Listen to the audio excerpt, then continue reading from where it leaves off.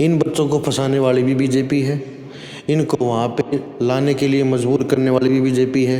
अगर ये बच्चे किसी कांग्रेस या किसी अन्य पार्टी के थ्रू वहाँ आते तो वो सारी बातें कांग्रेस के ऊपर जाती कि कांग्रेस के बच्चे थे। जितने भी बच्चे पकड़े गए हैं ये कोई आतंकवादी या कोई गैर जिम्मेदार संगठन के बच्चे नहीं हैं, ये एक बहुत ही अच्छे परिवार से और गरीब बच्चे हैं। ये सभी अपनी हक की लड़ाई के लिए वहाँ पे गए हुए थे और एक सरकार को जगाने के लिए इन्होंने ये काम किया है। सामने आ रही है बार बार सवाल जो है सिक्योरिटी के ऊपर उठ रहा है। सिक्योरिटी क्या कर रही थी जब इस तरह के स्मोक कैन जो है ये वहाँ लेके जा सकते हैं, तो इन चीज़ों के ऊपर बड़े सवाल उठ रहे हैं। क्या लगता है वहाँ कोई सिक्योरिटी ब्रीच था जिस तरह से, क्योंकि पंजाब के अंदर पिछले दिनों नरेंद्र मोदी की सिक्योरिटी ब्रीच हो गए थे, तो क्या था, ये था क्या?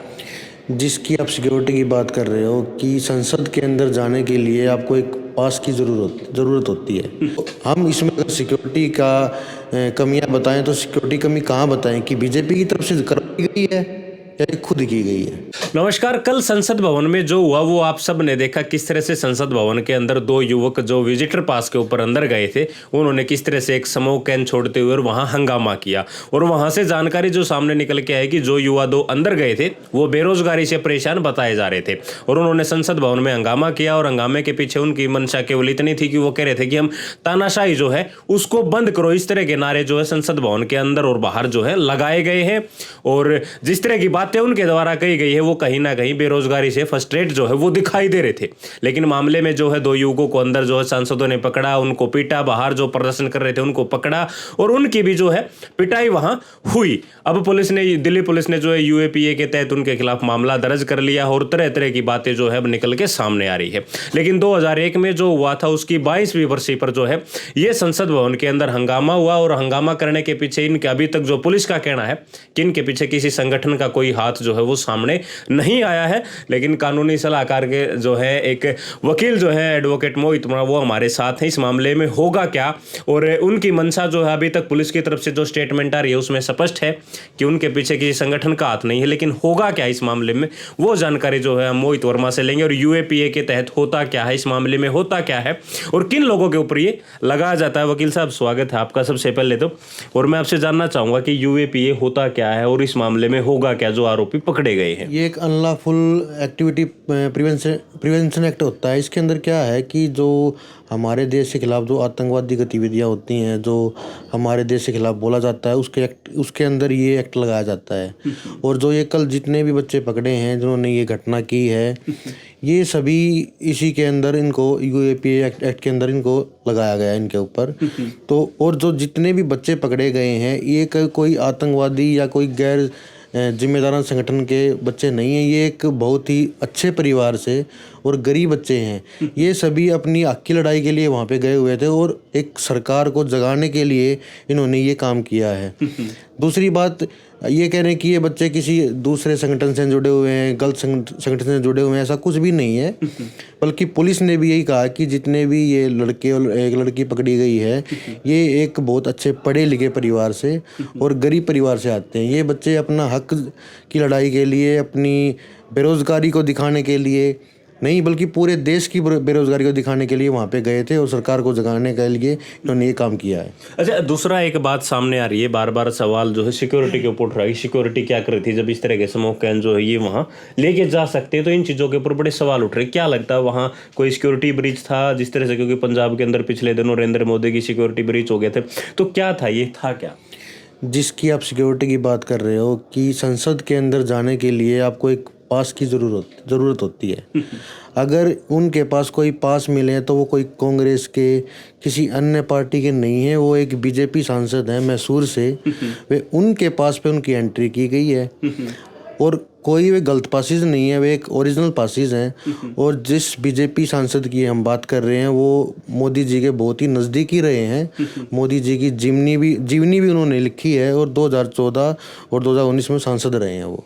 तो हम इसमें अगर सिक्योरिटी का कमियां बताएं तो सिक्योरिटी कमी कहाँ बताएं कि बीजेपी की तरफ से करवाई गई है या ये खुद की गई है।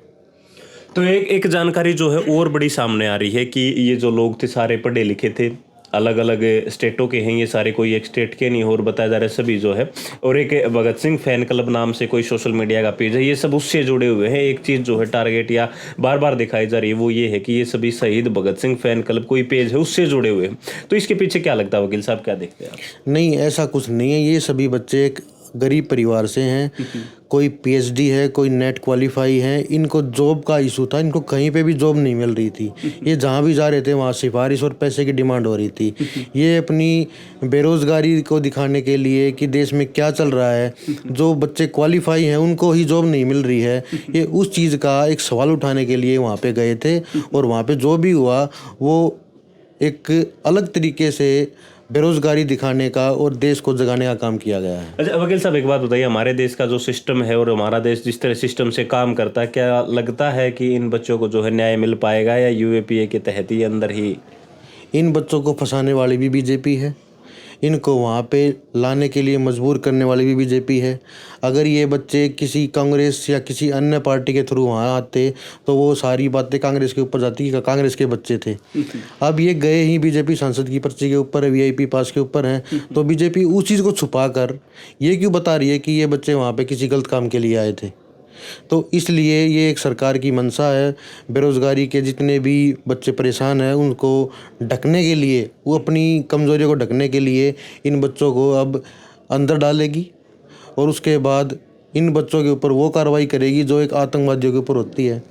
ठीक है, और आतंकवादियों को तो ये सरकार कभी से पालती आई है। इन बच्चों के साथ क्या होगा वो तो आगे पता लगेगा। अच्छा वकील साहब, जो यूएपीए है इसमें लगभग कितनी सजा का प्रावधान है, किस तरह के प्रावधान है इसके अंदर? इसके अंदर जितने भी आतंकवादी गतिविधियां होती हैं उनका सभी का इसमें लेखा जोखा होता है कि अगर आप किसी अपने देश के ऊपर कोई गलत कार्य करते हैं, कोई आतंकवादी गतिविधियों में इन्वॉल्व होते हैं, उनके ऊपर ही सजा के प्रावधान है और अलग अलग सेक्शनों में अलग अलग प्रावधान दिए गए हैं। तो कल जो हुआ वो संसद भवन में सब ने देखा। 2001 के बाद 22वीं बरसी जब थी तब जो हुआ वो भी जो है सब ने वहाँ देखा। अब उस मामले में कार्रवाई क्या होती है उनके ऊपर वो भी देखने वाली बात होगी। और संसद भवन के बाहर प्रदर्शन के दौरान जो हुआ वो भी आप सब ने देखा। अभी वकील साहब हमारे साथ थे, इन्होंने बताया कि किस तरह से जो सत्तासीन पार्टी के सांसद हैं, जो 2 बार लगातार सांसद रहे हैं और देश के प्रधानमंत्री नरेंद्र मोदी के बड़े करीबी हैं, उनके ऊपर एक उन्होंने किताब भी लिखी उनके जीवन के ऊपर।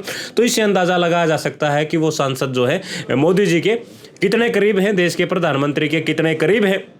अब इस मामले में देखना ये होगा कि आने वाला जो नया मोड़ होगा वो क्या होगा।